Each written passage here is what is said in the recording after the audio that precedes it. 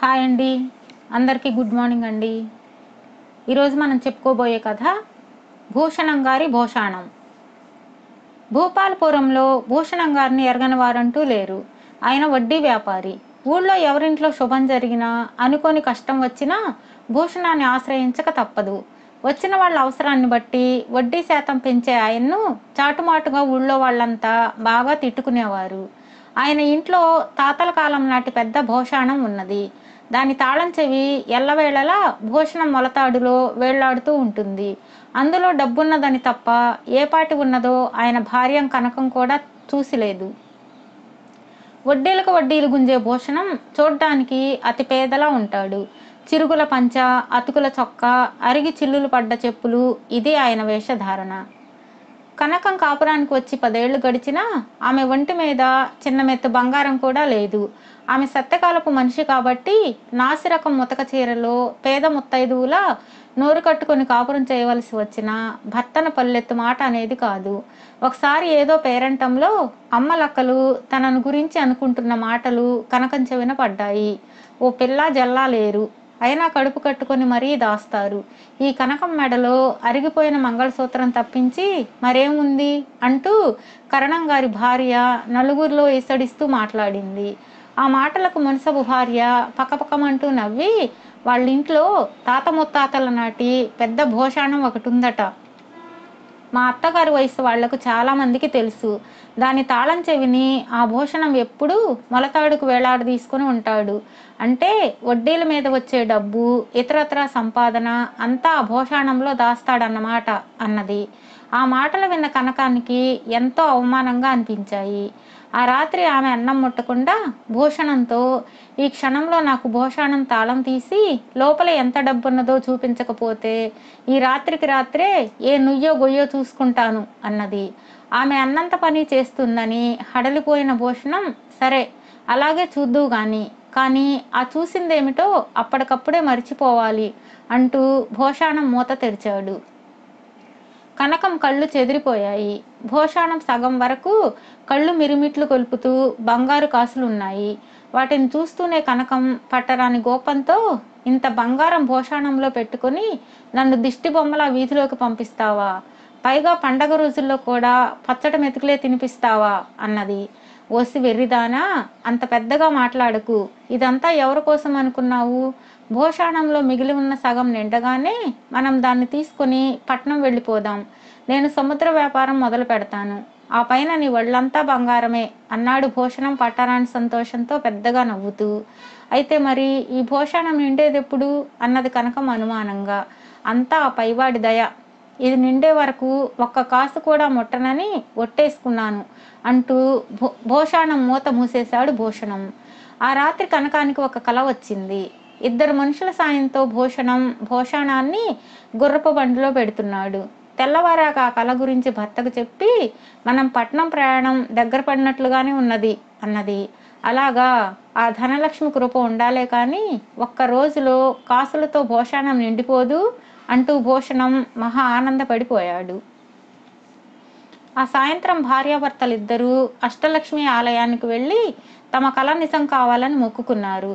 తర్వాత వాళ్ళు పూజారి బాదం ఆకులలో పెట్టి ఇచ్చిన చక్కెర పొంగలి ఒక పెడగా కూర్చుని ఆనందంగా తినసాగారు. ఆ సమయంలో ఆలయం అంతా హడావుడిగా కలిగి తిరుగుతూ పెద్ద తలపాగాలతో గుబురు మీసాలతో ఉన్న 2 ఆజానుబాహులు అక్కడికి వచ్చి పూజారిని, అయ్యా, సన్నగా పొడవుగా తేనె కళ్ళతో పెదవి పైన పెద్ద పుట్టుమచ్చతో ఉండే అందమైన అమ్మాయి ఇటుగాని వచ్చిందా అని అడిగారు. ఆ మాటలు భూషణం కనకం విన్నారు. పూజారి వాళ్లతో అలాంటి అమ్మాయి ఎవరూ రాలేదని చెప్పాడు. వాళ్ళు నిరాశగా వెనుదిరగటం చూసి పూజారి, ఇంతకు ఎవరా అమ్మాయి అని అడిగాడు. వాళ్ళు గొంతు తగ్గించి పూజారితో, ఎవరో కాదు, మన యువరాణి చంద్రరేఖ. ఆమె ఆ మధ్య తూర్పుకొండ ప్రాంతాలకు విహారానికి వెళ్ళినప్పుడు మహా అందగాడైన ఒక చెంచు యువకుణ్ణి ప్రేమించింది. ఆ సంగతి తెలిసి రాజుగారు మండిపడి వంశగౌరవం వల్లకాటి పాలవుతుందని యువరాణిని గట్టిగా కోపడ్డాడు. ఆమె రహస్యంగా భవనం వదిలి పారిపోయింది. రాజుగారు ఆమెను సురక్షితంగా తీసుకువచ్చిన వారికి 50,000 వరహాల బహుమతి ప్రకటించారు. మేము ఆమె కోసం గాలిస్తున్నాం అని చెప్పి వెళ్ళిపోయారు. ఆహా, ఆ 50,000 వరహాలతో మన భోషాణం నిండిపోతుంది అన్నాడు భూషణం. ఇంకేం, ఆమెను వెతుకుతూ బయలుదేరండి అన్నది కనకం. ఆ తూర్పు కొండల్లోక? ఇంకా నయం, ఆ కొండ ప్రాంతాలలో పులులు ఎలుగుబంట్లు విచ్చలవిడిగా తిరుగుతుంటాయి అన్నాడు భూషణం. ఆ రాత్రి భార్యాభర్తలు భోజనాలు ముగించి పడుకోబోతూ ఉండగా వీధి తలుపు చప్పుడైంది. ఇంత రాత్రి వేళ వచ్చిన వాళ్ళెవరా అనుకుంటూ భూషణం వెళ్ళి తలుపు తెరిచి అక్కడ నిలబడిన యువతిని చూసి నిర్ఘాంతపోయాడు. ఆ వచ్చినది మరెవరో కాదు, యువరాణి. సన్నగా పొడుగ్గా తేనె కళ్ళతో పెదవి మీద పుట్టుమచ్చతో చాలా అందంగా ఉన్నదామె. ఒంటరిదాన్ని, ఈ రాత్రి మీ ఇంట ఆశ్రయం ఇస్తారా అన్నదామె. దానికేం భాగ్యం, లోపలికి రండి అంటూ ఆమె లోపలికి రాగానే పక్క గదిలో ఉన్న కనకం దగ్గరకు పోయి, మన పంట పండిందే, ఆ యువరాణి సరాసరి మన ఇంటికే వచ్చింది అన్నాడు భూషణం.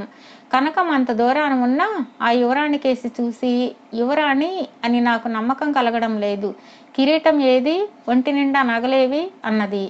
రహస్యంగా పారిపోతున్న రాకుమారి అవన్నీ ధరిస్తుందా, వేషం మార్చుకున్నదన్నమాట. నేను ఇప్పుడే బసవన్న బాడుగు బండిలో బయలుదేరి రాత్రికి రాత్రే రాజుగారిని కలుసుకుని తీసుకువెళ్ళడానికి భటులతో సహా వస్తాను. రేపు రాత్రికే మన భోషాణం నిండిపోతుంది అంటూ భూషణం పెరటిదారిన పోయి బసవన్న బండిలో రాజధానికి బయలుదేరాడు. బండి సగం దూరం వెళ్ళగానే నిలిచిపోయింది. ముందు చాలా బళ్ళు నిలబడి ఉన్నాయి. దారిలోని ఏరు పొంగింది. బసవన్న ముందుకు వెళ్ళి చూసి వచ్చి, తెల్లవారేలోగా ఏరు తీసే సూచనలు లేవు, రాత్రికి ఇక్కడే మనకు జాగరణ తప్పదు అన్నాడు. ఇది విన్న భూషణానికి నెత్తి మీద పిడుగుపడినట్లయింది. తెల్లవారేలోగా ఇల్లు చేరకపోతే యువరాణి ఇంట్లోంచి బయటపడుతుంది. తను వెంటనే వెళ్ళి ఆమె నిద్రిస్తున్న గదికి బయట నుంచి గడియ పెట్టాలి. ఆ తర్వాత నిదానంగా వెళ్ళి రాజుగారిని దర్శించవచ్చు. ఇలా ఆలోచించిన భూషణం బండిని వెనక్కి తిప్పించి ఇల్లు చేరేసరికి వీధి తలుపు బార్లా తెరిచి ఉన్నది. ఇది చూసి నిర్ఘాంతపోయి పరుగు పరుగున ఇంట్లోకి పోయేసరికి ఒక గదికి బయట గడిపెట్టి ఉన్నది. లోపల నుంచి కనకం కేకలు పెడుతూ తలుపులు బాదుతున్నది. భూషణం తలుపు గడియ తీశాడు. కనకం ఆయాసపడుతూ బయటకు వచ్చింది. ఏం జరిగింది, యువరాణి ఎక్కడా అని అడిగాడు భూషణం ఆదుర్దాగా. అది యువరాణి కాదు, దొంగల రాణి. నాకు కొంచెం కునుకు పట్టేసరికి అది వెళ్ళి వీధి తలుపు తీసింది. ఊళ్ళో అందరికీ తెలిసిన నీ భోషాణం సంగతి మనకు గుళ్ళో కనిపించిన గుబురు మేసాల వాళ్లకు తెలిసి ఉండాలి. వాళ్ళు ఆ దొంగల రాణి వెంట వచ్చి నన్ను భయపెట్టి నా ఎదుటే ఆ భోషాణాన్ని ఎత్తుకుపోతూ నన్ను గదిలోకి నెట్టి బయట గడిపెట్టారు అని చెప్పింది కనకం. భార్య మాటలు వింటూనే భూషణం కుప్పకూలిపోయాడు. కనకం అతడికి ఒక లోటా మంచినీళ్లు తెచ్చి ఇచ్చి, ఎందుకంత విచారం, భూషాణం ఉండి మనం కటక దరిద్రుల్లా బ్రతికాం కదా, ఇప్పుడు కూడా అది పోలేదు, ఇంట్లోనే ఉన్నది అనుకుందాం, సరిపోతుంది కదా అన్నది. భూషణం భార్యకేసి కొద్దిసేపు కళ్ళార్పకుండా చూసి, కనకం, నువ్వు సత్యకాలపు పతివ్రతవు, ఆస్తంతా పోయినా పుట్టింటికి పోతానంటూ గొడవ పెట్టకుండా అపరంజి బంగారం లాంటి మాటలు అన్నావు. నేను వడ్డీకి తిప్పుతున్న డబ్బు చాలానే ఉన్నది. ఇక నుంచి ఆ వడ్డీతో పాటు అసలు కూడా వసూలు చేసి ఒక పచారీ దుకాణం, ఒక బట్టల దుకాణం, వీలైతే ఒక నగల దుకాణం కూడా పెట్టి 1-2 ఏళ్లలో లక్షలు గడిస్తాను అన్నాడు. ఆ లక్షలు దాచేందుకు మరొక భూషాణం కూడా కొంటారా అన్నది కనకం. చిచి, ఆ భూషాణాల కాలం గతించిపోయింది, సంపాదించడం ఎందుకు, ఉన్నంతలో సుఖపడ్డానికే కదా అన్నాడు భూషణం నిండు స్వరంతో. భూషణం అన్నంత పని చేశాడు. రకరకాల వ్యాపారాలు ప్రారంభించి 2వ సంవత్సరం గడిచే లోపల భూపాలపురంలోని ధనికుల్లో ఒకడిగా తయారయ్యాడు.